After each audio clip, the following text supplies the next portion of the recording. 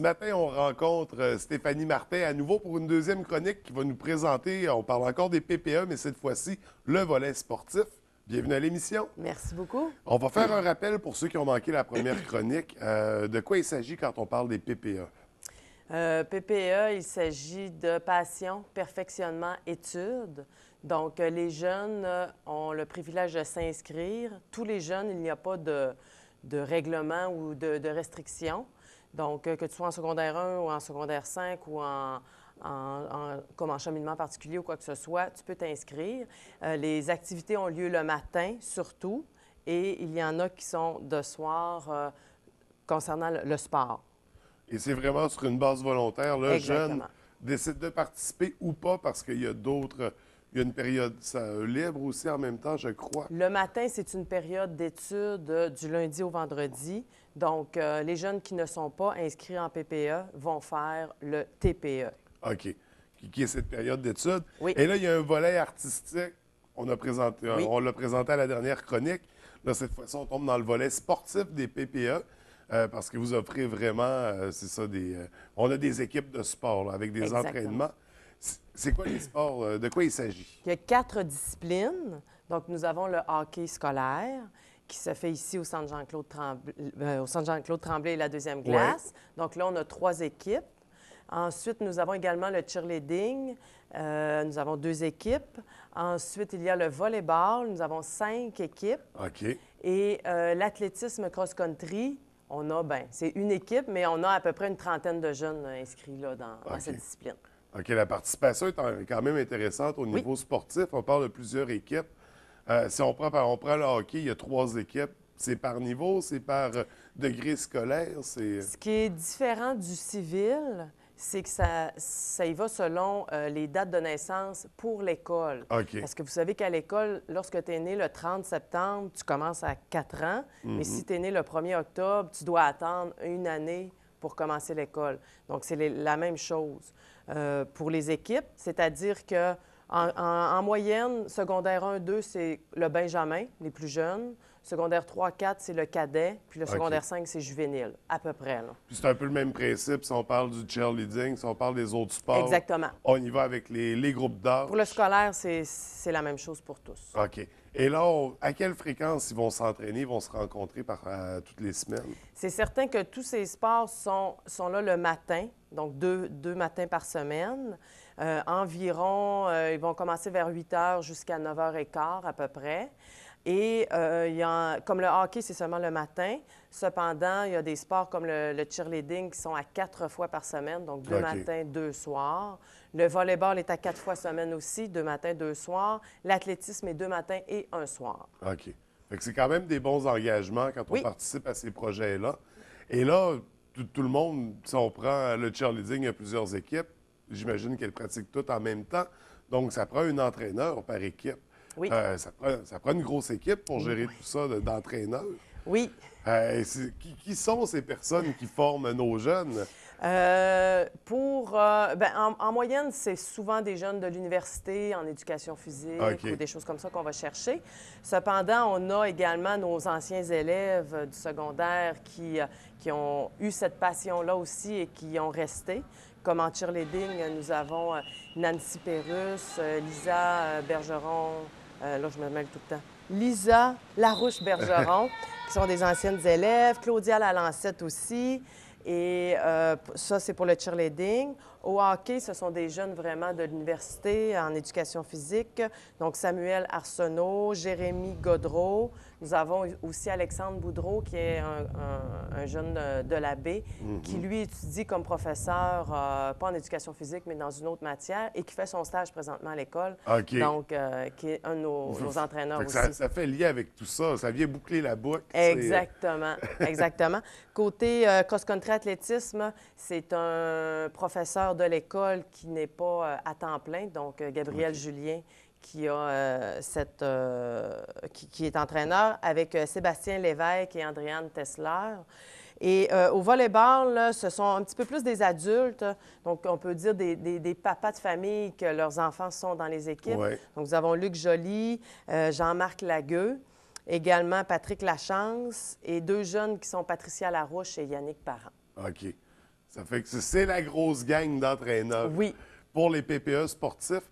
Et ça, tout ça, le nom de l'équipe de l'École secondaire des Grandes Marais, c'est toujours les alliés. Peu importe le niveau, peu importe le sport, c'est les alliés dont on a justement le nouveau chandail ici.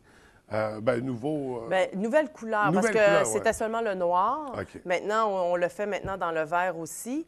Et je suis certaine que plusieurs l'ont vu à l'extérieur, parce que les jeunes, que ce soit avec le kangourou ou bien un T-shirt ou bien même les jogging aussi, c'est marqué allié partout. Ils en sont fiers. Ils le portent fièrement. Oui, belle appartenance. Oui, belle appartenance, absolument. Et là, on parle, c'est ça, on pratique des sports, c'est des sports de compétition. Souvent, est-ce qu'il y a de la compétition? Il y a des compétitions, puisque chaque école, dans le fond, de la région fait partie du réseau sport étudiant qu'on appelle. Donc, c'est eux qui gèrent tous les ligues, qui font les calendriers. Nous, ce qu'on fait, les écoles, c'est qu'on s'inscrit selon les équipes que nous avons. Donc, en volleyball, ils ont toujours 5 tournois durant l'année qui se fait dans la région. On peut s'en aller à Dolbeau, ça peut être ici à la baie, donc on se promène partout. Puis ça se termine, la saison se termine toujours par un championnat régional. Et si nous terminons premier dans cette catégorie-là, nous sommes invités au championnat provincial, qui peut se faire dans une autre ville, là, dans une autre région. Pour le cheerleading, il y a 3 événements. Nous, dans la région, on est chanceux de en avoir 3 parce que la plupart des autres régions en ont seulement 2 ou 1. Donc, nous, on en a 3. Pour le hockey, on en a en moyenne entre 3 et 5. Ça dépend toujours du nombre d'inscriptions des équipes aussi. Et le cross-country athlétisme, eux, ils en ont beaucoup. Je ne peux pas les compter vite comme ça. Parce que, premièrement, tu as la section cross-country qui se fait à l'automne. Et ensuite, l'athlétisme qui se fait durant l'hiver, qui est athlétisme en salle. Et c'est le seul sport où est-ce qu'ils vont sortir vraiment à l'extérieur de la région. Ils s'en vont faire 2 compétitions à Québec. OK. Parce qu'on n'a pas de... On n'a pas... Il n'y a pas d'autres intérieur. Ici, dans la région, là, on n'a pas de réseau. Pour ça, il y a seulement Dominique Racine qui participe. Donc, on est je pense, 3 écoles secondaires à monter à Québec là, pour faire ces compétitions-là. Et également, au printemps, où est-ce que là, c'est athlétisme extérieur. Donc, ils en ont pendant toute l'année. Fait que beaucoup de compétitions, beaucoup d'événements à surveiller sportifs avec les PPE pour aller encourager nos jeunes, pour aller encourager les alliés, notre équipe de la baie. Et vous avez beaucoup de matériel. Comment ça fonctionne? On va prendre le hockey parce que je pense que c'est le sport qui nécessite le plus de matériel. Est-ce que c'est le jeune qui amène son équipement ou c'est fourni? Comment ça fonctionne au niveau de... Pour le hockey, c'est le jeune qui doit apporter son équipement, dans le fond. La seule chose qui est fournie, c'est le gilet lorsqu'ils vont faire les compétitions avec les bas de hockey. Et maintenant, il y a également les gilets de pratique. Donc, ils sont obligés d'avoir ces 2 gilets différents, un blanc et un noir, qui est identifié allié aussi, avec les bas. Donc, ils doivent obligatoirement avoir ça lors des entraînements. Et pour les autres sports, le matériel? Pour l'équipement sur soi, vous voulez dire? Entre autres, oui. Entre autres. Dans le fond, comme au volleyball, la camisole est prêtée aussi, sauf qu'ils ont tous des genouillères. Ça, c'est les filles qui les achètent, comme les espadrilles aussi, tout ça. En cheerleading, c'est un haut et un bas aussi qui est compris dans le prix, qui est prêté. Ensuite, pour cross-country athlétisme, ils ont le choix de pouvoir l'acheter ou on le prête aussi. C'est une camisole avec un legging. Ça peut être abordable pour quelqu'un qui a moins de moyens, disons. Il y a moyen de se faire prêter exactement. des choses. Puis le reste du matériel, filet, ballon, rondelle, ça, c'est fourni, bien sûr. Par l'école. Par l'école. Et vous en avez beaucoup, on l'a visité. Et c'est assez incroyable, votre réserve de matériel sportif. Il y en a pour tous les goûts.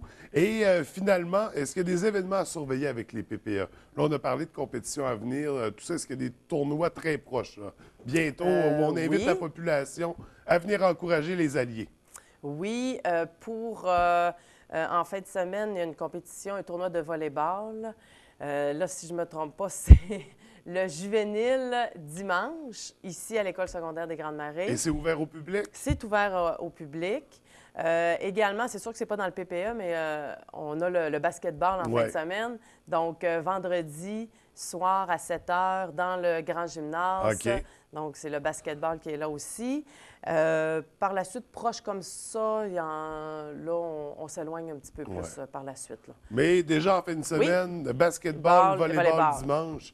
Ça vaut la peine d'aller encourager nos jeunes, d'aller les voir.